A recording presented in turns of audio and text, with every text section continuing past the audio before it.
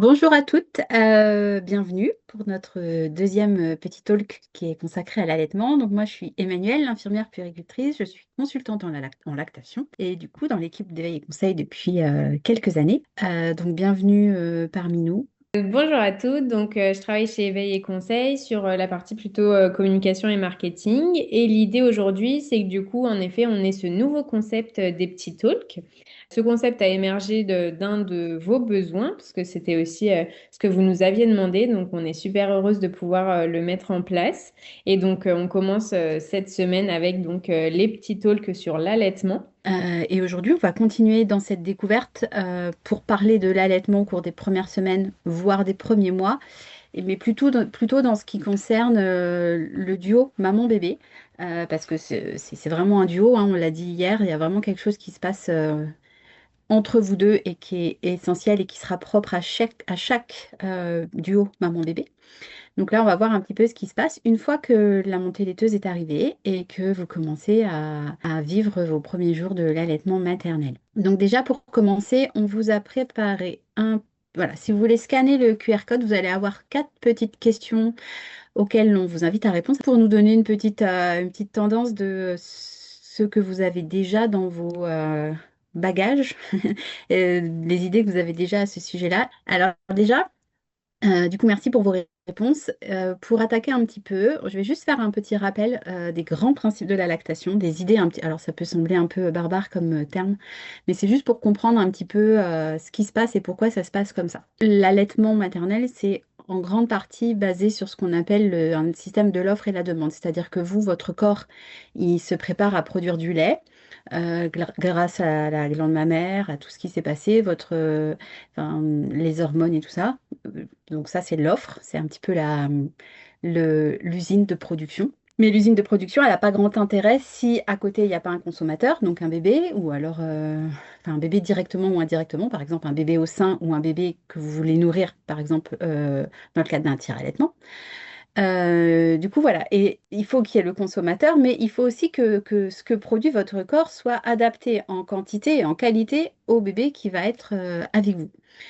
C'est pour ça qu'on parle vraiment d'un duo, c'est-à-dire que si vous avez par exemple plusieurs enfants, ça sera potentiellement plusieurs allaitements, plusieurs vécus différents si vous allaitez plusieurs fois. D'une maman à l'autre, ça va être une expérience complètement différente. Donc voilà, c'est vraiment cette adaptation de deux entités bien particulières, alors il y a des grands principes qui se recoupent, mais il y a quand même des choses qu'il va falloir adapter.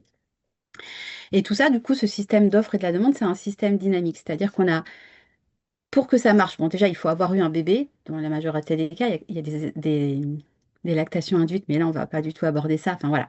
Donc, il faut que avoir eu un bébé, avoir un bébé qui tète, ou alors avoir une expression de lait, c'est-à-dire au tire-lait ou en expression manuelle. Cette demande de lait, donc ce bébé qui tète, ça va stimuler la production. La stimulation, ça fait une production de lait, du coup, qui va être plus ou moins importante pour s'adapter à la demande de votre bébé. Et du coup, on a un sein, une glande mammaire qui s'adapte parfaitement aux besoins de votre bébé. Donc c'est pour ça qu'on insiste souvent vraiment sur ce principe de l'offre et de la demande et du fait de répondre, enfin d'avoir un allaitement à la demande. À la demande, ça veut dire qu'il correspond vraiment à ce dont votre bébé a besoin. Parce que les besoins du bébé, ils vont changer, ça peut être enfin, en fonction de l'âge de votre bébé. Par exemple, un bébé qui vient de naître et qui a 3 jours de vie, il n'a pas du tout les mêmes besoins qu'un bébé qui a 3 semaines ou qui a 3 mois. Donc ça va s'adapter comme ça. Ça s'adapte également au cours du moment de la journée. Le lait, la nuit, n'a pas tout à fait la même composition que le lait du matin, par exemple. Et puis, il y a des fluctuations en termes de quantité, mais aussi en termes de qualité. Qualité, ça veut dire ce qu'il y a à l'intérieur du lait. Il faut l'imaginer comme des petites briques avec plein de choses, des glucides, des lipides, des vitamines, des hormones, des antivirus, enfin tout ça. Et tout ça, ça s'adapte vraiment un petit peu en temps réel à la demande et aux besoins de votre bébé. Donc le lait n'est pas fixe ni en quantité ni en qualité, c'est-à-dire en composition. Donc ça, c'est basé vraiment sur le système de l'offre et la demande. Ensuite, toujours dans ce système de l'offre et la demande, faut s'imaginer que le bébé, avec sa façon de téter, avec ses comportements, avec ce qu'il va manifester, les besoins qu'il va exprimer. Il stimule votre production de lait, mais également il informe votre glande mammaire de tout un tas de choses qui vont être nécessaires pour que, en retour, le lait maternel puisse le nourrir, mais également lui apporter ce dont il a besoin. Donc voilà, on a mis rassure aussi parce qu'il y a tout ce peau à peau, ce corps à corps, enfin tout ce qui se joue aussi dans la proximité de l'allaitement, mais qui peut du coup, enfin, il peut très bien, la proximité, elle est également là quand on donne un biberon bébé, c'est tout ce qui se joue à ce moment-là. Mais par contre, en fonction des signaux qui ont été envoyés par le bébé, eh ben, le lait va pas être le même et le lait va pas apporter les mêmes choses. Par exemple, il y a des études qui ont montré que suivant si votre bébé a rencontré quelques virus, par exemple, eh ben, en fait, sa salive va envoyer des signaux qui font que votre lait va apporter ce qu'il faut pour lutter contre ça. Donc le bébé, il est vraiment acteur de l'allaitement. Il n'est pas juste là pour recevoir du lait que vous produisez. Il est aussi celui qui va indiquer comment vous devez produire du lait. Enfin, pour tout ça, il y a cette machinerie, voilà, tout ça, c'est basé sur beaucoup d'hormones. Et là-dedans, alors on va pas faire un détail des hormones ou de ça, mais il faut juste savoir qu'effectivement, les hormones, enfin, la succion du bébé sur le sein, ça va stimuler les hormones. Les hormones vont renforcer la production. Mais en amont de tout ça, il y a aussi des choses qui jouent plus que juste la succion de votre bébé sur le sein. Il y a le fait de l'avoir contre vous, d'être en peau à peau, en contact, d'être disponible. Il y a tout ce qui joue dans votre relation avec votre bébé. Et puis, il y a le fait de répondre aux besoins de votre bébé. Enfin, toute cette proximité font que les hormones vont être stimulées efficacement et du coup, ça va entraîner une production de lait suffisante. Donc, on a vraiment la relation qui est entre vous et votre bébé qui va venir soutenir la physiologie de la lactation. Et enfin, bon, là, on va juste voir un petit peu ce qui se passe là aussi autour du système hormonal. Donc, dans les hormones, on a la prolactine qui est l'hormone de la production du lait, l'ocytocine qui est l'hormone de l'éjection du lait, donc ce qui va faire que le lait peut être donné, rendu disponible pour votre bébé. Et tout ça, c'est aussi basé sur ben, vous, comment vous êtes. Est-ce que vous êtes stressée ou sereine face à votre allaitement? Est-ce que vous vous posez des questions? Est-ce que vous êtes inquiète? Ou est-ce qu'au contraire, vous avez confiance? Et un petit peu aussi, après, au-delà de ça, tout ce qu'il va y avoir autour de vous, l'environnement. Ça vient jouer aussi sur la lactation. Donc, le contexte, il y a la relation qui joue et il y a le contexte qui vient influencer. Et à ce stade-là, au moment où la lactation est en train de se mettre en place et l'allaitement est en train de se mettre en place, une grande question qui va se poser et qui inquiète beaucoup les jeunes, les futures et les jeunes mamans, c'est est-ce que mon bébé va réussir à prendre le sein? Il y a toujours un petit peu cette idée que potentiellement ça va être compliqué. Après, on parlera de la douleur également. Donc, est-ce que mon bébé va réussir à prendre le sein? Donc, hier, on a abordé, je vous ai parlé des compétences qu'avaient les nouveau-nés pour venir justement les soutenir dans cette recherche et cette prise du sein. Donc, ça, c'est des choses avec lesquelles ils arrivent, c'est des bagages. Mais après, il va y avoir un petit apprentissage entre vous et lui pour que ça se passe le mieux possible. Il faut savoir, dans cette histoire, on n'est pas complètement toutes égales. Il y a des bébés qui vont arriver et qui vont être tout de suite très à l'aise et être, enfin, boire très efficacement, avoir une très bonne position de bouche. Il y en a d'autres pour lesquelles ce sera un petit peu plus compliqué, il va y avoir besoin de les aider. Il y a des mamans pour lesquelles, effectivement, au début, la position va parfois être difficile à trouver. Ça peut dépendre, par exemple, de comment s'est passé l'accouchement, de la fatigue, de toutes ces petites choses-là. Néanmoins, il y a quelque chose qu'il faut réussir à vraiment comprendre dans cette rencontre entre vous et votre bébé.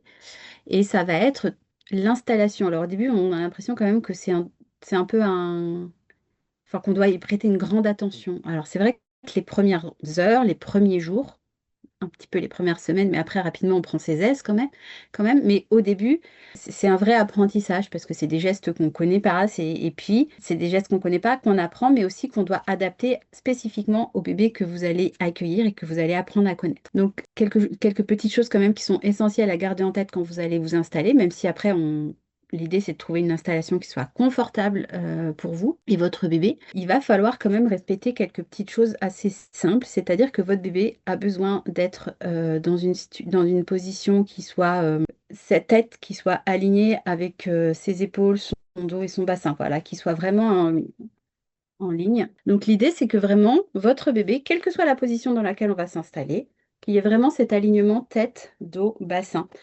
En fait, si on est comme ça pour boire, vous pourrez essayer vous-même, par exemple, prendre un verre d'eau puis essayer de boire. Déjà, c'est pas hyper confortable au niveau position. Puis en plus, au niveau déglutition, ça rend les choses un petit peu plus compliquées. Donc voilà, l'idée, c'est que quelle que soit la position, que vous soyez assise, allongée, sur un côté, sur l'autre côté, il va falloir que on maintienne cette position d'un bébé dans l'axe. On dit dans l'axe. Et après, l'idée aussi essentielle, c'est qu'il y ait un vrai face-à-face entre vous et lui. Donc, il peut très bien être comme ça, il peut très bien être comme ça, il peut très bien être comme ça. Il pourrait très bien être comme ça, si je suis allongée, par exemple. Enfin bref, quel que soit, ça fait un peu comme il faut l'imaginer un petit peu comme un cadran horaire, là, enfin, avec une horloge. Il peut être dans n'importe quelle position. Mais par contre, il faut qu'il y ait un vrai face-à-face entre vous et votre bébé, ce qui va venir faciliter les choses. Il y a aussi le fait que le bébé soit en appui ventral contre vous, va aussi l'aider va limiter un petit peu tous les réflexes qu'il peut avoir à la naissance. Alors les réflexes, on en a parlé hier, hein. Les réflexes, ça va être ce qui va permettre à votre bébé de chercher avec sa bouche, de s'enfouir pour chercher le sein. Mais il y a tout un tas de petits réflexes qui sont propres à un bébé qui vient de naître, qui sont là, qui ont leur importance, mais au moment de l'allaitement, c'est quand même mieux s'il n'est pas complètement assailli de réflexes, parce que sinon ça peut faire des mouvements qui sont un petit peu incontrôlables. C'est pour ça que ça s'appelle des réflexes, mais du coup qui viendraient potentiellement, qui peuvent venir un petit peu rendre la prise du sein compliquée. Mais en fait, un bébé qui va être vraiment en appui ventral contre vous, ça va l'aider à être un petit peu plus regroupé et à éviter d'être trop assailli de réflexes. Donc vraiment, cette position dans l'axe et face à face avec vous. Après, ce qui est important, les premiers temps, enfin, chez les jeunes mamans, il y a un peu le risque d'avoir un peu mal partout parce que justement, on adopte une position un petit peu gauche, alors dans le sens où on ne sait pas trop comment faire, on a besoin de voir, des fois on a l'impression qu'on n'a pas assez de bras, enfin voilà. Donc l'idée, c'est vraiment d'être installé le plus confortablement possible pour pas avoir besoin de trop maintenir les bras, pour pas remonter les épaules, enfin voilà. Il faut quand même être dans une position qui vous permette de vous détendre, parce qu'on l'a vu, la détente est quand même un élément important dans la libération des hormones de l'allaitement. Et aussi, il faut savoir que les premiers temps, vous allez passer un certain nombre d'heures à allaiter. Donc, l'idée, c'est quand même d'être confortablement installé et surtout d'avoir une position qui vous permette de vous reposer pendant l'allaitement parce que votre bébé va très souvent boire et va aussi très souvent s'endormir au sein. Donc, c'est aussi bien si vous pouvez être détendu dans ces moments-là et éventuellement vous reposer. Donc, ça, c'est ce qui concerne votre rencontre corporelle entre vous et votre bébé. Ensuite, ce qui est très important dans les premiers jours dans cet apprentissage, ça va être de s'assurer que la prise du sein est bonne pour votre bébé. Donc, dans votre ventre, on l'a vu hier, il s'est entraîné à avoir ses mouvements de succion, donc c'est-à-dire les mouvements de mâchoire. Il s'est entraîné à déglutir. Des fois, il a tétouillé un pouce, un doigt, sa langue, un bout de lèvre. Voilà. Il s'est vraiment entraîné à tout ça. Mais là, il va vraiment falloir qu'il y ait la rencontre avec votre sein et le mamelon. Et du coup, ce qui est important, c'est que votre bébé ouvre bien la bouche pour venir attraper le mamelon, je pense, le sein, pour vous montrer tout ça. Donc, il faut qu'il y ait une ouverture de bouche qui permette vraiment à votre bébé d'attraper quasiment la majeure partie de l'aréole. En général, il va venir attraper en dessous, donc on voit vraiment, ça va être toute la partie inférieure de l'aréole va être dans la bouche, la partie supérieure un petit peu moins, on va quand même l'apercevoir un petit peu. Donc, il y a vraiment cette idée d'attraper grand l'aréole pour permettre au mamelon de vraiment rentrer dans la bouche et de venir se calquer sur le palais. Et au moment où il attrape le sein, le bébé, il faut qu'il ait ses petites lèvres qui soient retroussées. C'est-à-dire qu'un bébé qui est comme ça, il va avoir tendance à pincer pour pouvoir garder le sein dans la bouche. Et ça peut déjà vous faire mal. Et en plus, blesser le mamelon. Donc ça, c'est quelque chose auquel il va falloir porter une attention importante les premiers jours, mais c'est aussi pour ça que les personnes qui sont là pour vous accompagner dans l'allaitement viennent souvent vous aider aux premières mises au sein. C'est juste vous assurer que la position de votre bébé soit correcte, enfin, elle soit bonne pour déjà lui qui stimule efficacement le sein, qui boive efficacement, et que pour vous, ça soit pas quelque chose de sensible ou de trop douloureux.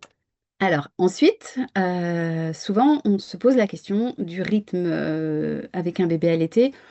Parfois, dans les questions que peuvent se poser des futures mamans, par exemple, c'est est-ce que je veux allaiter ou est-ce que je veux pas allaiter? Souvent, ce qu'on entend dire, bah, c'est oui, mais du coup, avec un biberon, ça sera peut-être plus simple parce qu'au moins, je sais combien il boit et puis au moins, ça sera un rythme plus facile à établir. C'est vrai que dans le cadre de l'allaitement, le rythme, il va être un petit peu plus, parfois un petit peu plus lent à s'établir, mais ça, c'est vraiment variable d'un enfant à l'autre.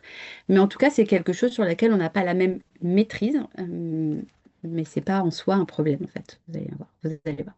Alors, hier aussi, j'ai parlé de l'importance pour la stimulation, juste avant la montée laiteuse, la stimulation de la lactation, l'importance des tétées fréquentes, répétées, nombreuses, parce que le colostrum, les premiers jours, il est produit en toute petite quantité qui est totalement adaptée à la taille de l'estomac de votre bébé.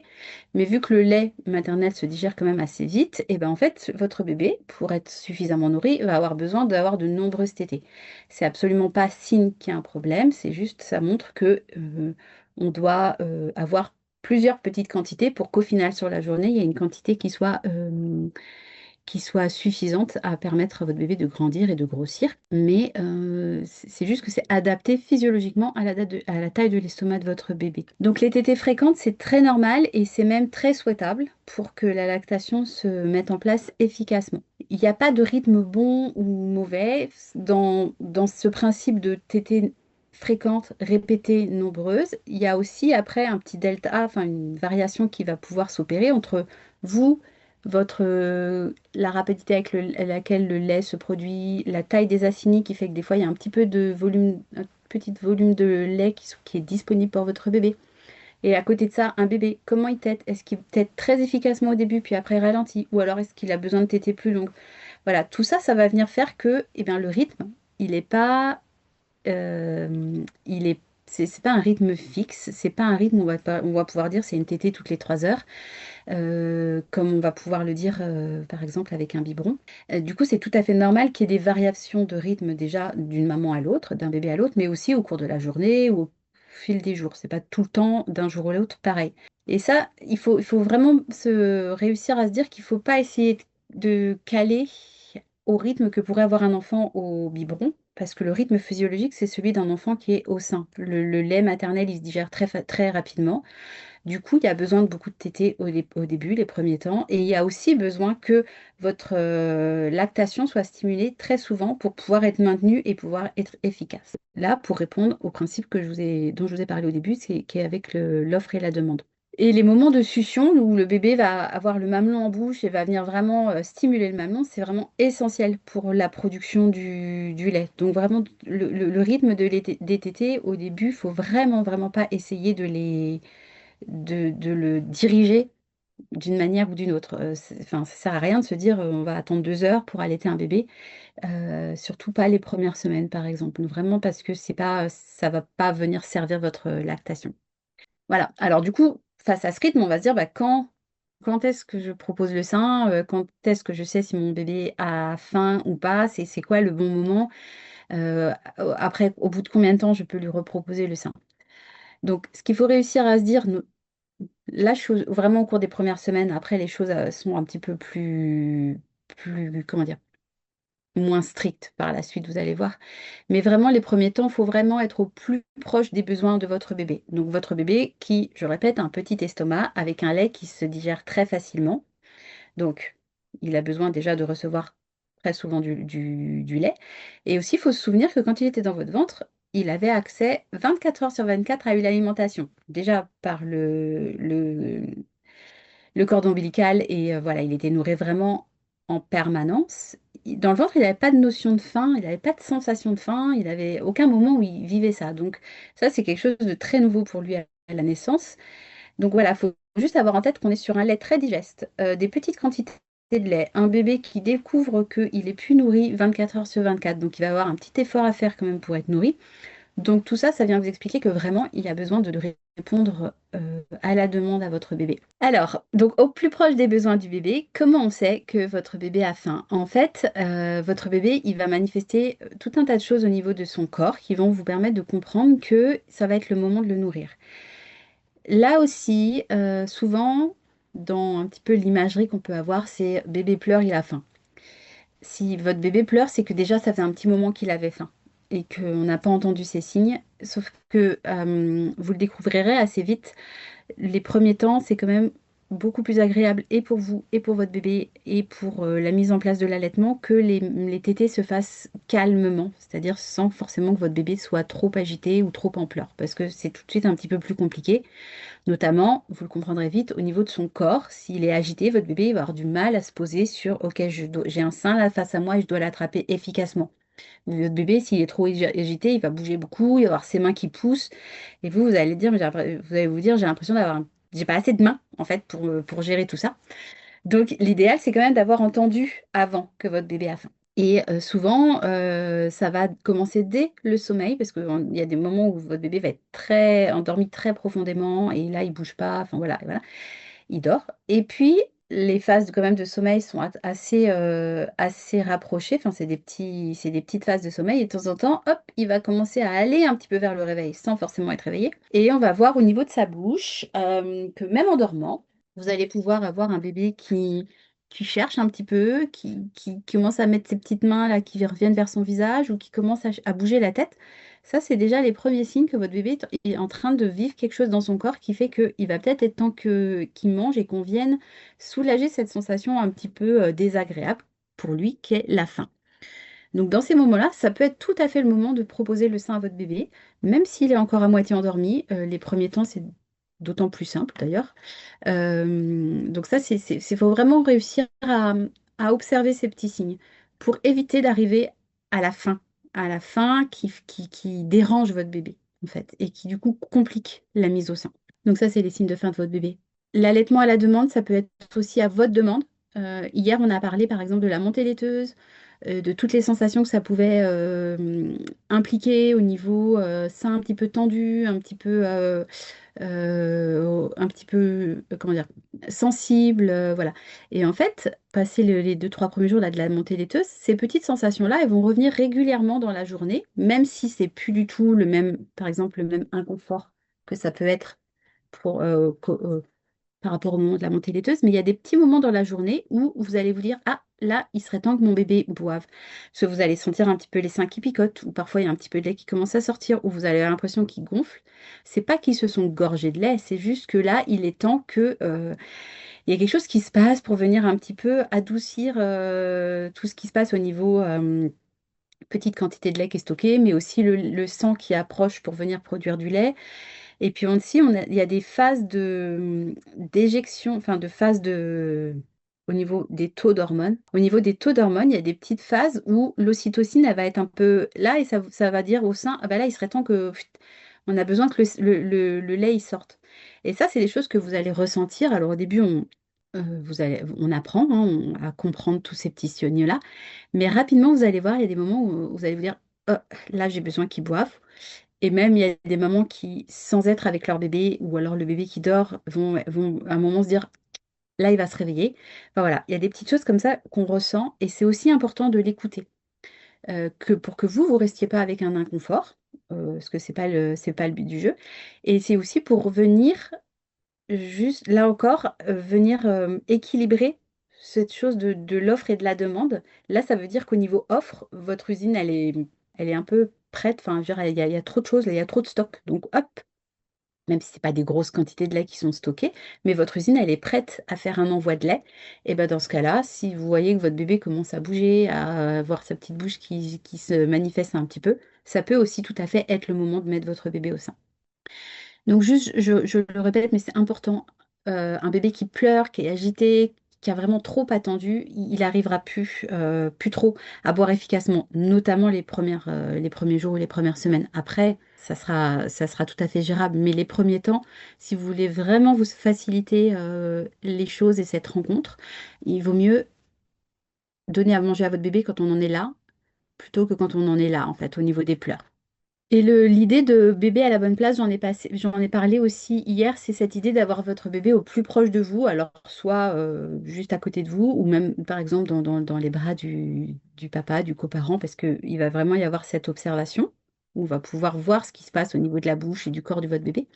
Mais sinon, de le garder contre vous, par exemple, ces moments de peau à peau, mais même sans être peau à peau, ces moments de câlin, c'est aussi des moments où du coup, vous allez plus être en capacité de voir la manifestation des besoins un petit peu en direct et du coup de pouvoir proposer le sein sans qu'il y ait de temps de latence qui viendrait compliquer un petit peu les choses. Rythme, c'est pas, voilà, c'est pas forcément le rythme, c'est pas forcément cette régularité, par exemple, qu'on pourrait attendre et qu'on voit chez les bébés qui sont biberons. Euh, Petit aparté, le rythme des 2 3 heures qui est un petit peu imposé aux enfants au biberon, c'est aussi parce que le lait il se digère beaucoup plus lentement. Donc on ne peut pas venir rajouter du lait toutes les 20 minutes alors que le lait d'avant n'est pas digéré. Donc voilà, juste pour dire, le rythme n'est pas forcément quelque chose de très régulier les premiers temps, mais par contre, c'est comprendre ça. Voilà, là, mon bébé, il dort, donc je sais qu'il dort. Là, je sens qu'il est en train de se réveiller, donc je sais que ça va être le moment pour moi d'allaiter. Et du coup, votre corps, il se met aussi en préparation pour ça. Le rythme, c'est aussi comprendre ça, un petit peu, comprendre, OK, là, ça va se passer comme ça. Là, je sais que maintenant, ça va être le moment.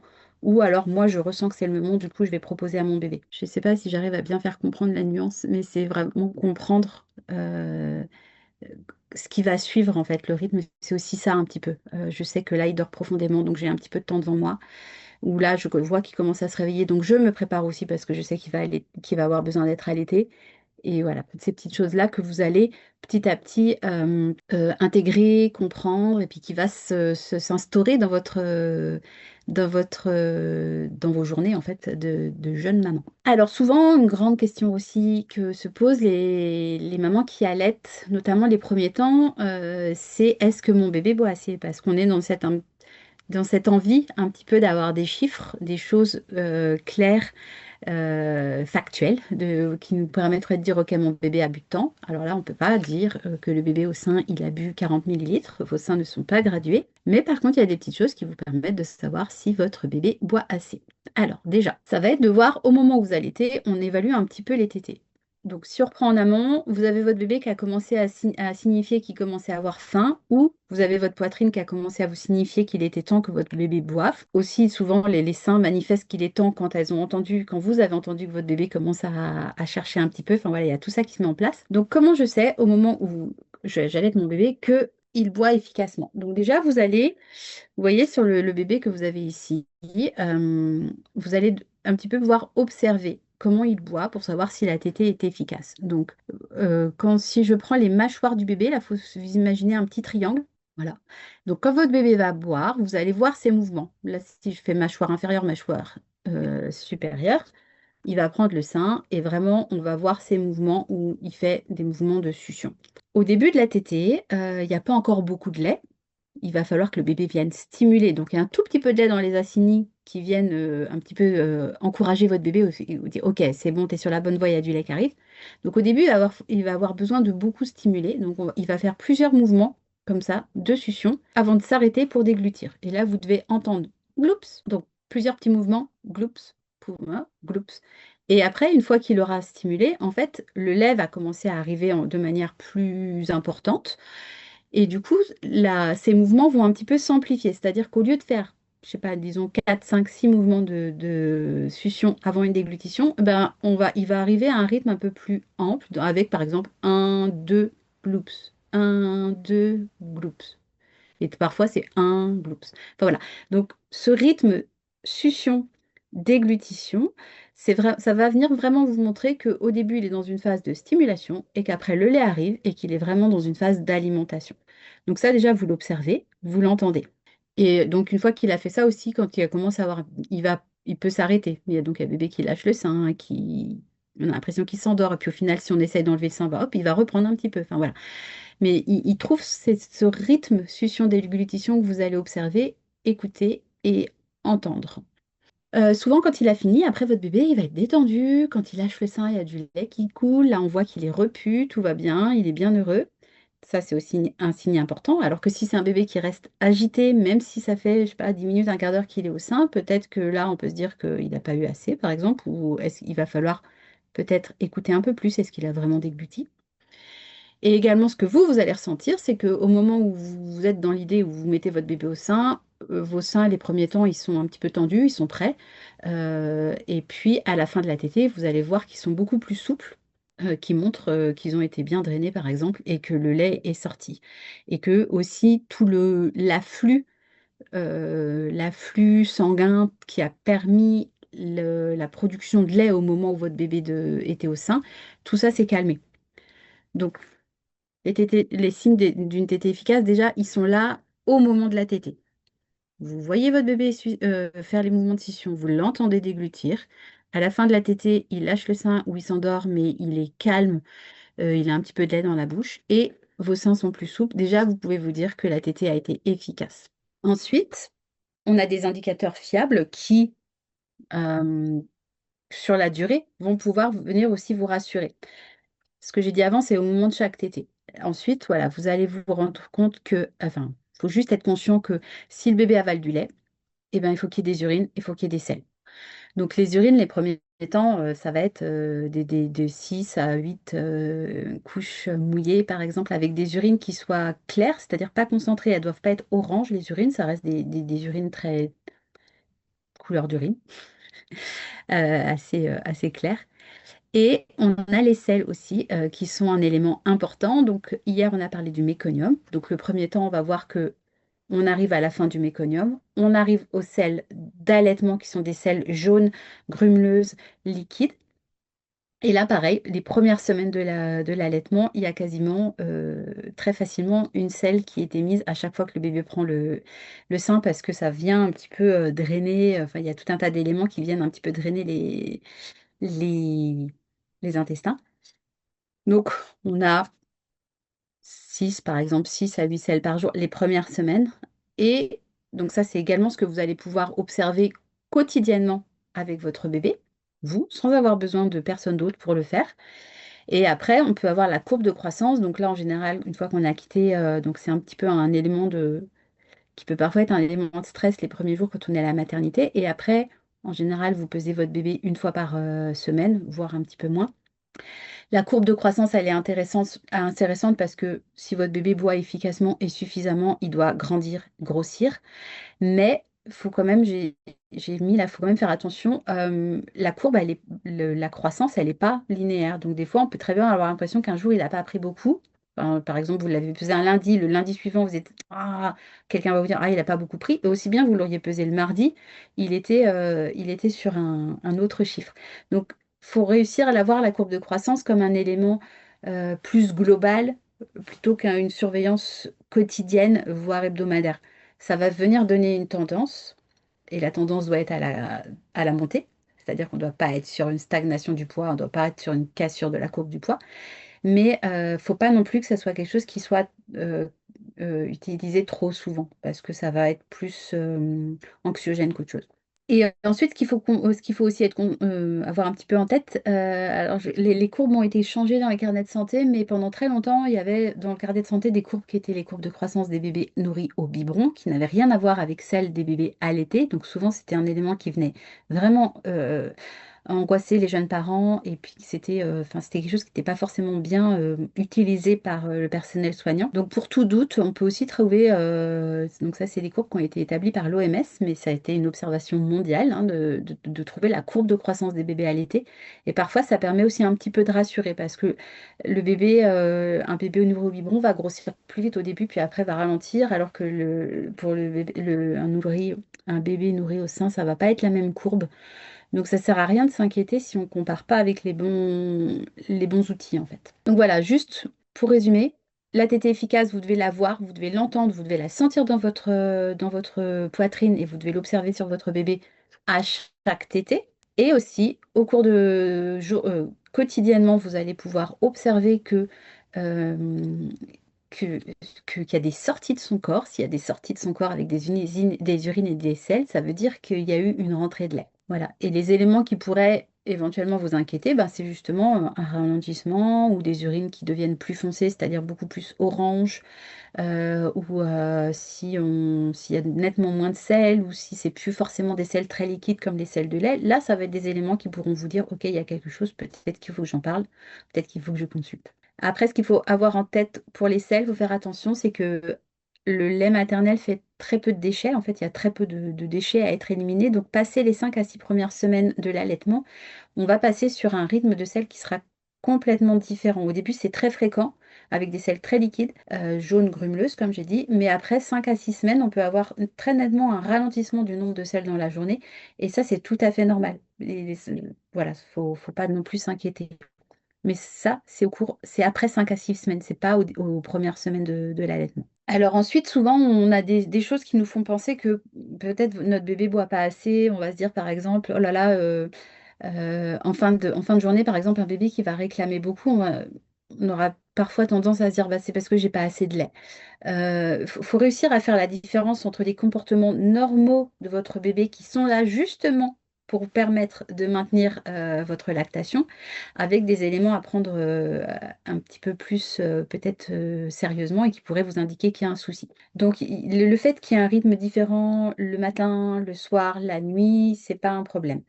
On a aussi des périodes, on en parlera après, les jours de pointe où il y a des jours où votre bébé va réclamer beaucoup plus.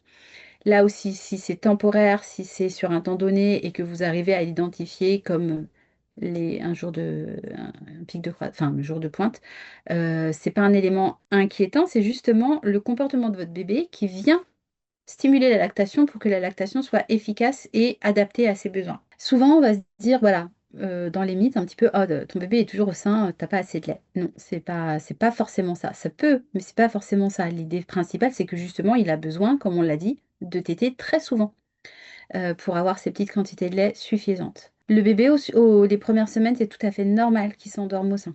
C'est inévitable qu'il s'endorme au sein. Un bébé qui dort beaucoup, pour le coup, on aurait tendance un petit peu dans le langage français, on dit qu'il dordine. Pour l'allaitement, là, j'aurais tendance à dire non, on oublie cette phrase parce que pour le coup, un bébé qui dort beaucoup, qui vient pas réclamer très souvent, qui ne